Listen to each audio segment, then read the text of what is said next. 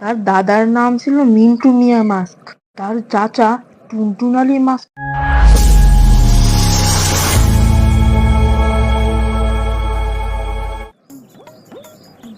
ভাই শুনছো, Elon Musk নাকি বাংলাদেশে আসছে।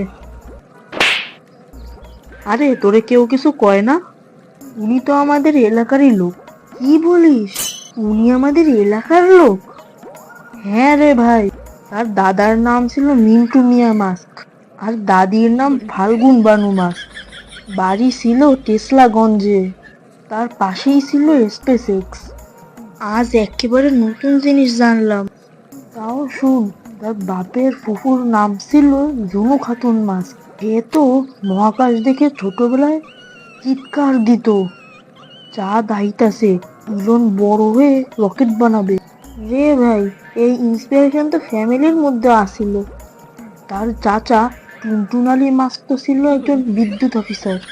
একবার ব্যাটারি ছাড়া ফ্যান চালাইছিল, তখন ইলন রাগ হইয়া কয়, আই উইল মেক টেসলা। এখন বুঝতেছি টেসলা গাড়ির রহস্য আসলে গরম থেকেই শুরু। হ, ঠিকই।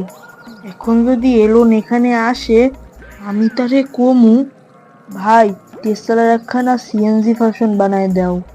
আর আমি কমু, স্টারলিংক নিয়ে আসিস, আমার ওয়াইফাই দেখা গতর কাপে।